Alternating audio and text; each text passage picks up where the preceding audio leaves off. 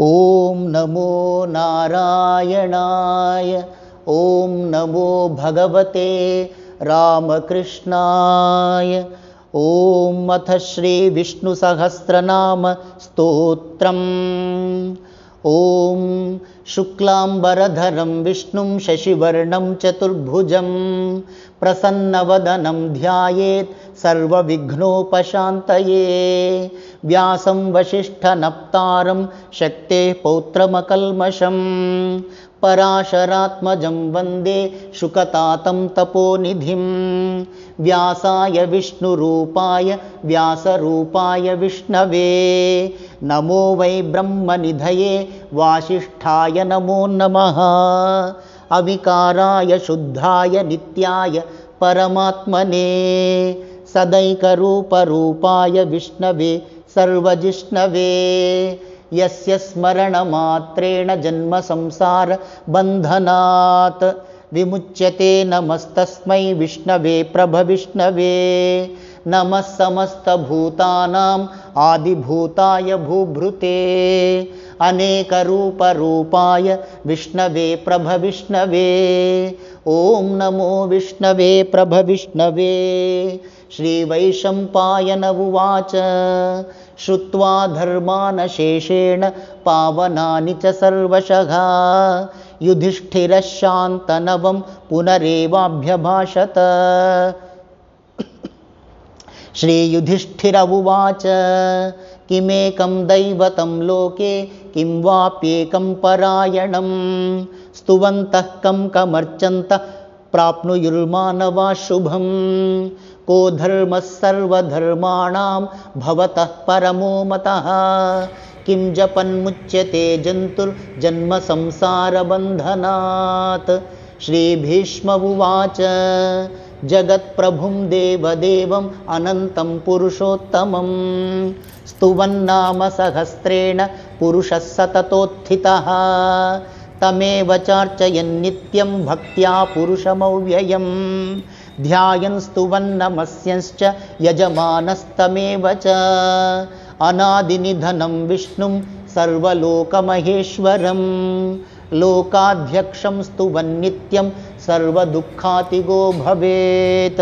ब्रह्मण्यं सर्वधर्मज्ञं लोकानां कीर्तिवर्धनं लोकनाथं मगद्भूतं सर्वभूतभवोद्भवम्। एष मे सर्वधर्माणां धर्मोऽधिकतमो मतः यद्भक्त्या पुण्डरीकाक्षं स्तवैरर्चेन्नरः सदा। परमं यो महत्तेजः परमं यो महत्तपः परमं यो महद्ब्रह्म परमं यः परायणं पवित्राणां पवित्रं यो मङ्गलानां च मङ्गलं दैवतं देवतानां च भूतानां यो व्ययः पिता यतः सर्वाणि भूतानि भवन्त्यादियुगागमे यस्मिंश्च प्रलयं यान्ति पुनरेव युगक्षये तस्य लोकप्रधानस्य जगन्नाथस्य भूपते विष्णोर्नाम सहस्रं मे शृणु पापभयापहम्। यानि नामानि गौणानि विख्यातानि महात्मनः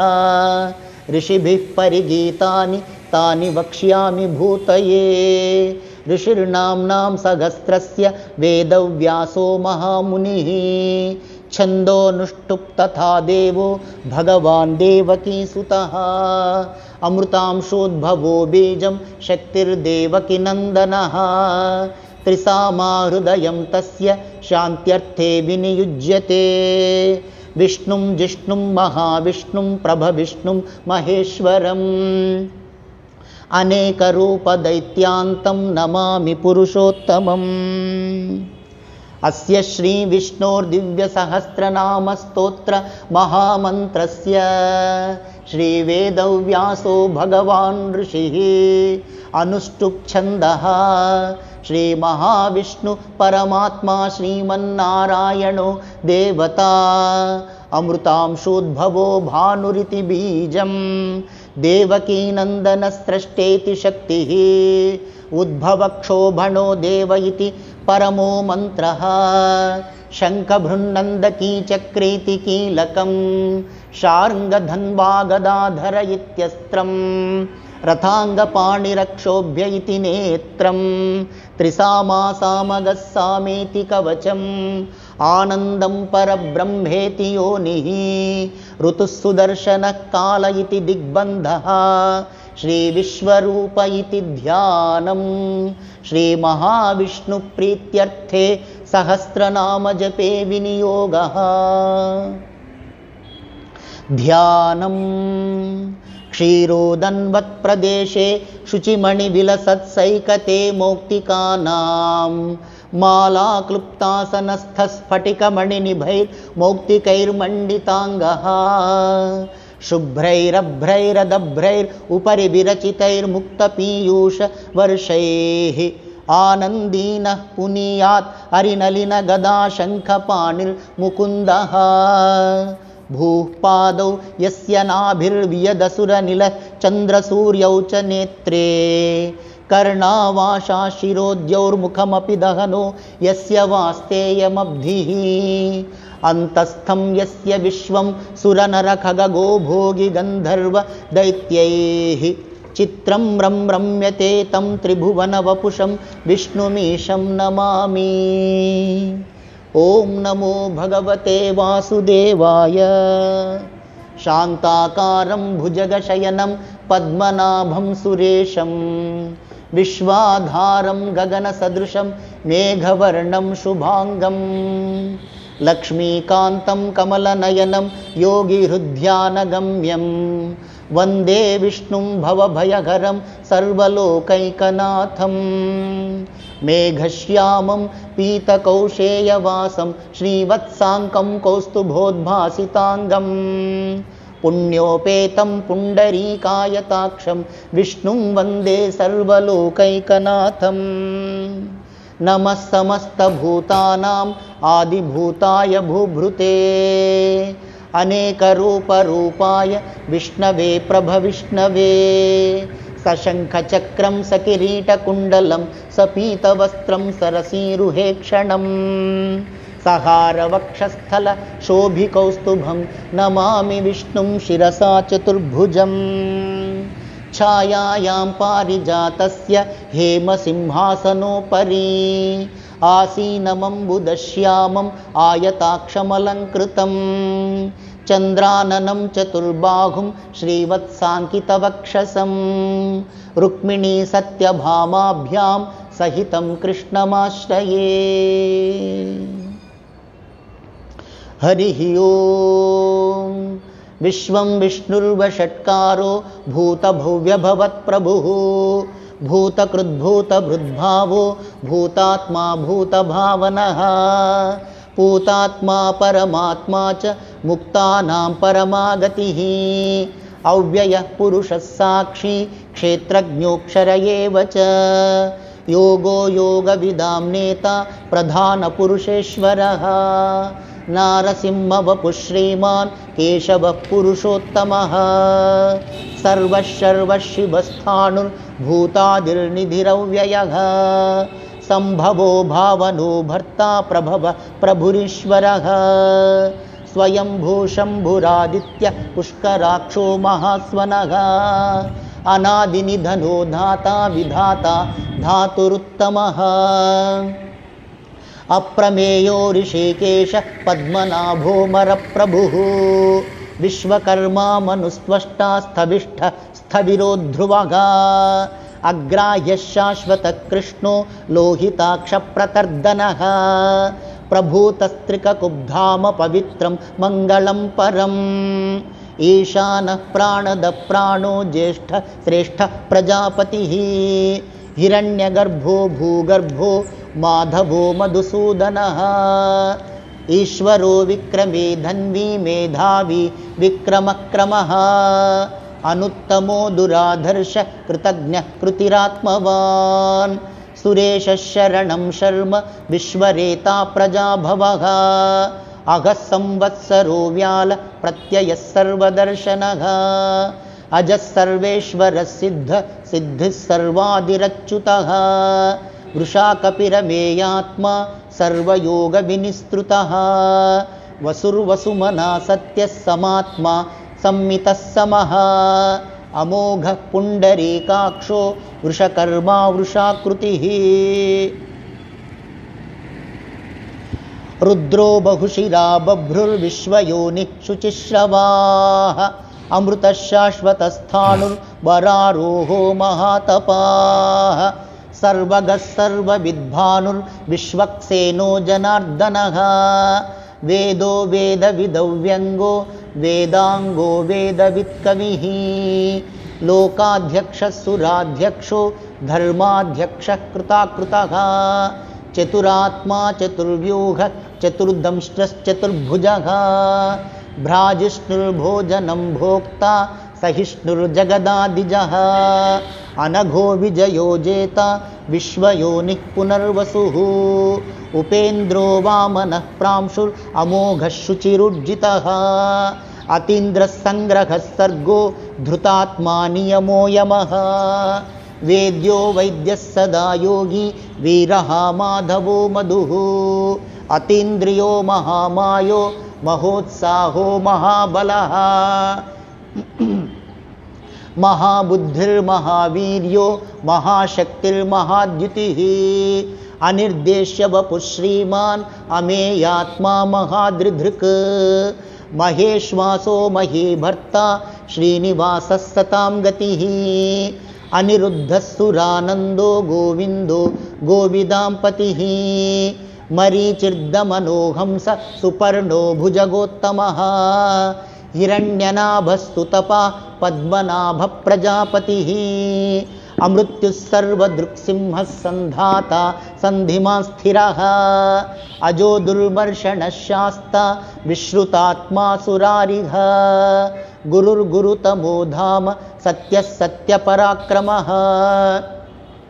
నిమిషో నిమిషస్త్రగ్వీ వాచస్పతిరుదారధీః అగ్రణీర్గ్రామణీ శ్రీమాన్ న్యాయో నేతా సమీరణః సహస్రమూర్ధా విశ్వాత్మా సహస్రాక్షः సహస్రపాత్ ఆవర్తనో నివృత్తాత్మా సంవృత సంప్రమర్దనః అహః సంవర్తకో వన్నిర్ అనిలో ధరణీధరః సుప్రసాద ప్రసన్నాత్మా విశ్వధృగ్విశ్వభుగ్విభుః సత్కర్తా సత్కృతః సాధుర్జంఢుర్నారాయణో నరః అసంఖ్యేయో ప్రమేయాత్మా విశిష్టः శిష్టకృచ్ఛుచిః సిద్ధార్థः సిద్ధసంకల్ప సిద్ధిద సిద్ధిసాధనః వృషాహి వృషభో విష్ణుర్ వృషపర్వా వృషోదరః వర్ధనో వర్ధమానశ్చ వివిక్తశ్రుతిసాగరః సుభుజో దుర్ధరో వాగ్మి మహేంద్రో వసుదో వసుః నైకరూపో బృహద్రూప శిపివిష్టప్రకాశనః ఓజస్తేజోతిధిధర ప్రకాశాత్మా ప్రతాపనః రుద్ధస్పష్టాక్షరో మంత్రశ్చంద్రాంశుర్భాస్కరద్యుతిః అమృతాంశోద్భవో భాను శశబిందుఃసురేశ్వరః ఔషధం జగతస్సేతు సత్యధర్మపరాక్రమః భూతభవ్యభవన్నాథ పవనః పావనో నలః కామః కామకృత్కాంత కామః కామప్రదః ప్రభుః యుగాదికృద్యుగావర్తో నైకమాయో మహాశనః అదృశ్యో దృశ్యరూపశ్చ అదృశ్యో వ్యక్తరూపశ్చ సహస్రజిదనంతజిత్ ఇష్టో విశిష్ట శిష్టేష్ట శిఖండీ నకుశో వృషఘ క్రోధః క్రోధకృత్కర్త విశ్వబాహుర్మహీధరః అచ్యుతః ప్రతితః ప్రాణః ప్రాణదో వాసవానుజః అపాం నిధిరధిష్ఠానం అప్రమత్త ప్రతిష్ఠితః స్కందస్కందధరో ధుల్యో వరదో వాయువాహనః వాసుదేవో బృహద్భానుర్ ఆదిదేవః పురందరః అశోకస్తారణస్తారః శూర శౌరిర్జనేశ్వరః అనుకూలః శతావర్తః పద్మీ పద్మనిభేక్షణః పద్మనాభోరవిందాక్షః పద్మగర్భ శరీరభృత్ మహర్ధి రుద్ధో వృద్ధాత్మా మహాక్షో గరుడధ్వజః అతులశరభో భీమ సమయజ్ఞో హవిర్హరిః सर्वलक्षणलक्षण्यो लक्ष्मीवान् समितिञ्जयः विक्षरो रोहितो मार्गो हेतुर्दामोदर सहः महीधरो महाभागो वेगवानमिताशनः उद्भवक्षोभणो देव श्रीगर्भ परमेश्वरः करणं कारणं कर्ता विकर्ता गहनो गुहः व्यवसायो व्यवस्थान संस्थान स्थानदोध्रुवः परर्धि परमस्पष्ट तुष्ट पुष्ट शुभेक्षणः रामो विरामो विरजो मार्गो नेयो नयो नयः वीरशक्तिमतां श्रेष्ठो धर्मो धर्मविदुत्तमः वैकुण्ठः पुरुष प्राण प्राणदः प्रणवः पृथुः हिरण्यगर्भ शत्रुघ्नो व्याप्तो वायुरधोक्षजः ऋतुस्सुदर्शनकालः परमेष्ठी परिग्रहः उग्रः संवत्सरो दक्षो विश्रामो विश्वदक्षिणः विस्तारस्थावरस्थाणु प्रमाणं बीजमव्ययम् अर्थोऽनर्थो महाकोशो महाभोगो महाधनः अनिर्विण्णस्थविष्टोर्भू धर्मयूपो महामखः नक्षत्रनेमिर्नक्षत्री क्षमक्षाम समीहनः यज्ञयुज्यो महेज्यश्च क्रतुः सत्रं सतां गतिः सर्वदर्शी विमुक्तात्मा सर्वज्ञो ज्ञानमुत्तमम् सुव्रतः सुमुखः सूक्ष्म सुघोषः सुखदः सुहृत् मनोहरो जितक्रोधो वीरबाहुर्विदारणः स्वापनस्ववशो व्यापी नैकात्मानैककर्मकृत् वत्सरो वत्सलो वत्सी रत्नगर्भो धनेश्वरः धर्मगुब्धर्मकृद्धर्मी सदसक्षरमक्षरम् अविज्ञाता सहस्रांशुर्विधाता कृतलक्षणः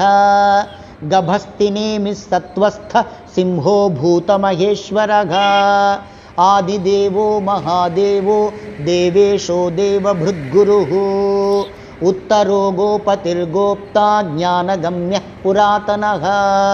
शरीरभूतभृद्भोक्ता कपीन्द्रो भूरिदक्षिणः सोमपो मृतपः सोमः पुरुजित्पुरुसत्तमः विनयो जयः सत्यसन्धो दाशारः सात्वतां पतिः जीवो विनयिता साक्षी मुकुन्दो मितविक्रमः अम्भो निधिरनन्तात्मा महोदधिशयोऽन्तकः अजो महारस्वाभाव्यो जितामित्रप्रमोदनः आनन्दो नन्दनो नन्द सत्यधर्मा त्रिविक्रमः महर्षिः कपिलाचार्य कृतज्ञो मेदिनीपतिः त्रिपदस्त्रिदशाध्यक्षो महाशृङ्गः कृतान्तकृत् महावराहो गोविन्द सुषेण कनकाङ्गदी गुह्यो गभीरो गहनो गुप्तश्चक्रगदाधरः वेधास्वाङ्गोजितः कृष्णो दृढः सङ्कर्षणोच्युतः वरुणो वारुणो वृक्षः पुष्कराक्षो महामनाः भगवान् भगः नन्दी वनमाली हलायुधः आदित्यो ज्योतिरादित्यः सहिष्णुर्गतिसत्तमः सुधन्वाखण्डपरशुर्दारुणो द्रविणप्रदः दिविक्स्पृक्सर्वदृग्व्यासो वाचस्पतिरयो निजः त्रिसामासामगः सामनिर्वाणं भेषजं भिषक् सन्न्यासकृच्छमशान्तो निष्ठा शान्तिः परायणम् शुभाङ्गशान्तिदस्त्रष्टा कुमुदः कुवलेशयः गोहितो गोपतिर्गोप्ता वृषभाक्षो वृषप्रियः अनिवर्ती निवृत्तात्मा संक्षेप्ताक्षेमकृच्छिवः श्रीवत्सवक्षा श्रीवास श्रीपतिः श्रीमताम्बरः श्रीधः श्रीश श्रीनिवास श्रीनिधिः श्रीविभावनः श्रीधर श्रीकर श्रेय श्रीमान् लोकत्रयाश्रयः स्वक्षस्वङ्गशतानन्दो नन्दिर्ज्योतिर्गणेश्वरः विजितात्मा विधेयात्मा సత్కీర్తిచ్ఛిన్న సంశయః ఉదీర్ణః సర్వతశ్చక్షుర్ అనీశः శాశ్వతः స్థిరః భూషయో భూషణో భూతిర్ విశోకః శోకనాశనః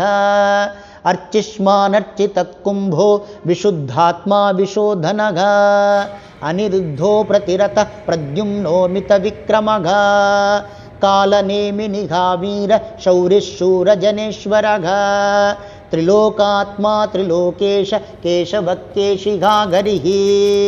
కామదేవ కామపాల కామీ కాంతః కృతాగమః అనిర్దేశ్య బపుర్విష్ణు వీరోనంతో ధనంజయః బ్రహ్మణ్యో బ్రహ్మకృద్ బ్రహ్మ బ్రహ్మ బ్రహ్మ వివర్ధనః బ్రహ్మవిద్ బ్రాహ్మణో బ్రహ్మీ బ్రహ్మజ్ఞో బ్రాహ్మణ ప్రియః మహాక్రమో మహాకర్మ మహాతేజా మహోరగః మహాక్రతుర్మహాయజ్వా మహాయజ్ఞో మహాగవిః స్తవ్యస్తవ ప్రియస్తోత్రం స్తుతిస్తోతారణ ప్రియః పూర్ణః పూరయితా పుణ్య పుణ్యకీర్తిరనామయః మనోజవస్తీర్థకరో వసురేతా వసుప్రదః వసుప్రదో వాసుదేవో వసుర్వసుమనా హవిః సద్గతిః సత్కృతిః సత్తా సద్భూతి సత్పరాయణః శూరసేనో యదుశ్రేష్ఠ సన్నివాసः సుయామునః భూతావాసో వాసుదేవ సర్వాసు నిలయో నలః దర్పః దర్పదో దృప్తో దుర్ధరోథా పరాజితః విశ్వమూర్తిర్మహామూర్తిర్ దీప్తమూర్తిరమూర్తిమాన్ అనేకమూర్తిరవ్యక్త శతమూర్తిశతాననః ఏకోనైకः సవః కః కిం యత్తత్పదమనుత్తమం లోకబంధుర్లోకనాథో మాధవో భక్తవత్సలః సువర్ణవర్ణో హేమాంగో వరాంగశ్చందనాంగదీ వీరః విషమశూన్యో ఘృతాశీరచలశ్చలః అమానీమానదో మాన్యో లోకస్వామీ త్రిలోకధృక్ సుమేధా మేధజో ధన్య సత్యమేధాధరాధరః తేజో వృషోద్యుతిధర సర్వశస్త్రభృతాంబరః ప్రగ్రహో నిగ్రహో వ్యగ్రో నైకశృంగో గదాగ్రజః చతుర్మూర్తిశ్చతుర్బాహు చతుర్వ్యూహశ్చతుర్గతిః చతురాత్మా చతుర్భావశ్చతుర్వేద విదేకపాత్ సమావర్తో నివృత్తాత్మా దుర్జయో దురతిక్రమః దుర్లభో దుర్గమో దుర్గో దురావాసో దురారిఘ శుభాంగో లోకసారంగ సుతంతుస్తంతువర్ధనః ఇంద్రకర్మ మహాకర్మ కృతకర్మ కృతాగమః ఉద్భవః సుందరః సుందో రత్ననాభ సులోచనః అర్కో వాజసనః శృంగీ జయంత సర్వవిజ్జయీ సువర్ణబిందురక్షోభ్య సర్వవాగీశ్వరేశ్వరః మహాహ్రదో మహాగర్తో మహాభూతో మహానిధిః కుముదః కుందరః కుందః పర్జన్య పావనో నిలః అమృతాశోమృతవపు సర్వజ్ఞ సర్వతోముఖః సులభः సురతः సిద్ధ శత్రుజిచ్ఛత్రుతాపనః న్యగ్రోధో దుంబరోశ్వత్థ చాణూరాంధ్రనిషూదనః సహస్రార్చి సప్తజిహ్వ సప్తైధాः సప్తవాహనః అమూర్తిరనఘోచింత్యో భయకృద్భయనాశనః అణుర్బృహత్కృశస్థూలో గుణభృన్నిర్గుణో మఘాన్ అధృతస్వధృతస్వాస్య ప్రాగ్వంశో వంశవర్ధనః భారభృత్కతితో యోగి యోగీశः సర్వకామదః ఆశ్రమశ్రమణక్షామ సుపర్ణో వాయువాఘనః ధనుర్ధరో ధనుర్వేదో దండో దమయితా దమః అపరాజితः సర్వసహో నియంతా నియమో యమః సత్వవాన్ సాత్వికः సత్య సత్యధర్మపరాయణః అభిప్రాయ ప్రియార్హోర్హ ప్రియకృత్ప్రీతివర్ధనః విహాయ సగతిర్జ్యోతిర్సురుచిర్హుతభుగ్భిభుః రవిర్విరోచన సూర్య సవితారవిలోచనః అనంతో హుత భుగ్భోక్త సుఖదో నైకజోగ్రజః అనిర్విణ్ణః సదామర్షి లోకాధిష్టానమద్భుతః సనాతనతమః కపిలః కపిరవ్యయః స్వస్తి దస్వస్తి కృస్వస్తి స్వస్తి భుక్స్వస్తి దక్షిణః అరౌద్రః కుండలీ చక్రీ విక్రమ్యూర్జిత శాసనః శబ్దాతిగః శబ్దసః శిశిరః శర్వరీకరః అక్రూరః పేషలో దక్షో దక్షిణః క్షమిణాంబరః విద్వత్తమో వీతభయ పుణ్యశ్రవణకీర్తనః ఉత్తారణో దుష్కృతిః పుణ్యో దుస్వప్ననాశనః వీరః రక్షణః సంతో జీవన పర్యవస్థితః అనంతరూపోऽనంతశ్రీర్జితమన్యుర్భయాపహః చతురస్త్రో గభీరాత్మా విదిశో వ్యాదిశో దిశః అనాదిర్భూర్భువో లక్ష్మీ సువీరో రుచిరాంగదః జననో జనజన్మాదిర్భీమో భీమపరాక్రమః ఆధారనిలయో ధాత పుష్పహాస ప్రజాగరః ఊర్ధ్వగः సత్పథాచార ప్రాణదః ప్రణవఃపణః ప్రమాణం ప్రాణనిలయ ప్రాణభృత్ ప్రాణజీవనః తత్వం తత్వవిదేకాత్మా జన్మ మృత్యుజరాతిగః భూర్భువస్వస్తరుస్తార సవితా ప్రపితామహః యజ్ఞో యజ్ఞపతిర్యజ్వా యజ్ఞాంగో యజ్ఞవాగనః యజ్ఞభృద్యజ్ఞకృద్యజ్ఞీ యజ్ఞభుగ్యజ్ఞసాధనః యజ్ఞాంతకృద్యజ్ఞగుహ్యం అన్నమన్నాదయేవ చ ఆత్మయోనిస్వయంజాతో వైఖాన సామగాయనః దేవకీనందనస్రష్టా క్షితీశ పాపనాశనః శంఖభృన్నందకీ చక్రీ శార్ంగధన్వా గదాధరః రథాంగపాణిరక్షోభ్య సర్వప్రకరణాయుధః సర్వప్రకరణాయుధ ఓం నమ ఇతి వనమాలీ గదేశాంగీ శంఖే చక్రే చ నందకీ శ్రీమాన్నారాయణో విష్ణుర్వాసుదేవోభిరక్షతు వనమాలీ గదేశాంగీ శంఖే చక్రే చ నందకీ శ్రీమాన్నారాయణో విష్ణుర్వాసుదేవోభిరక్షతు వనమాలీ గదేశాంగీ శంఖే చక్రే చ నందకీ శ్రీమాన్నారాయణో విష్ణుర్వాసుదేవోభిరక్షతు శ్రీవాసుదేవోభిరక్షతు ఓం నమ ఇతి ఇతీదం కీర్తనీయస్య కేశవస్య మహాత్మనః నామ్నాం సహస్రం దివ్యానాం అశేషేణ ప్రకీర్తితం యయిదం శృణుయాన్నిత్యం యశ్చాపి పరికీర్తయేత్ నాశుభం ప్రాప్నుయాత్ కించిత్ సోముత్రేఘ చ మానవః వేదాంతగో బ్రాహ్మణ స్యాత్ క్షత్రియో విజయీ భవేత్ వైశ్యో ధన సమృద్ధ స్యాత్ శూద్రః సుఖమవాప్నుయాత్ ధర్మార్థీ ప్రాప్నుయాత్ ధర్మం అర్థార్థీ చార్థమాప్నుయాత్ కామానవాప్నుయాత్ కామీ ప్రజార్థీ ప్రాప్నుయాత్ ప్రజాం భక్తిమాన్ యః సదోత్థాయ శుచిస్తద్గతమానసః సహస్రం వాసుదేవస్య నామ్నామేతత్ ప్రకీర్తయేత్ యశః ప్రాప్నోతి విపులం జ్ఞాతి ప్రాధాన్యమేవ చ అచలాం శ్రియమాప్నోతి శ్రేయః ప్రాప్నోత్యనుత్తమం న భయం క్వచిదాప్నోతి వీర్యం తేజశ్చ విందతి భవత్యరోగోద్యుతిమాన్ బలరూపగుణాన్వితః రోగార్తో ముచ్యతే రోగాత్ బద్ధో ముచ్యేత బంధనాత్ భయాన్ముచ్యేత భీతస్తు ముచ్యేతాపన్న ఆపదః దుర్గాణ్యతితరత్యాశు పురుషోత్తమం స్తువన్నామ సహస్రేణ నిత్యం భక్తి సమన్వితః వాసుదేవాశ్రయో మర్త్యో వాసుదేవపరాయణః सर्वपापविशुद्धात्मा ज्ञाति ब्रह्म सनातनं न वासुदेव भक्तानाम् अशुभं विद्यते क्वचित् जन्म मृत्युजरा व्याधि भयं नैवोपजायते इमं स्तवमधीयान श्रद्धा भक्ति समन्वितः युज्येतात्मसुखक्षान्ति श्रीधृतिस्मृतिकीर्तिभिः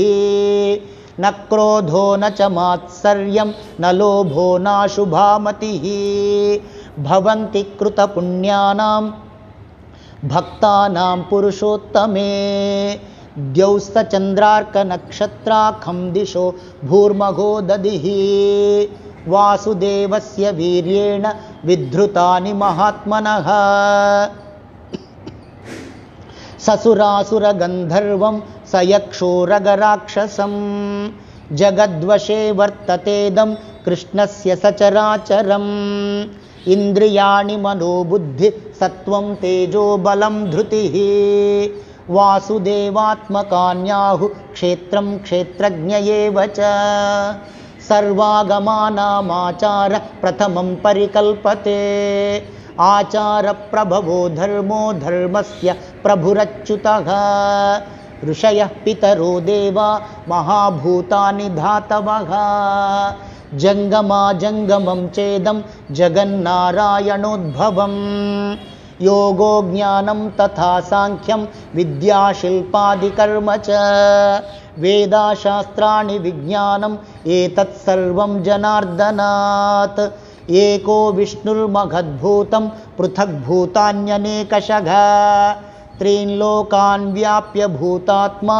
भुङ्क्ते विश्वभुगव्ययः इमं स्तवं भगवतो विष्णोर्व्यासेन कीर्तितम् पठेद्य इच्छेत् पुरुष श्रेयः प्राप्तुं सुखानि च विश्वेश्वरमजं देवं जगत प्रभुरव्ययम् भजन्ति ये पुष्कराक्षं न ते यान्ति पराभवम् न ते यान्ति पराभवम् ॐ नम इति अर्जुन उवाच पद्मपत्रविशालाक्ष पद्मनाभ सुरोत्तमा भक्तानामनुरक्तानां त्राता भव जनार्दन श्रीभगवानुवाच यो मां नाम सहस्रेण स्तोतुमिच्छति पाण्डव सोऽहमेकेन श्लोकेन स्तुत एव न संशयः स्तुत एव न संशय ॐ नम इति व्यास उवाच वासनाद्वासुदेवस्य वासितं भुवनत्रयं सर्वभूतनिवासोऽसि वासुदेव नमोऽस्तु ते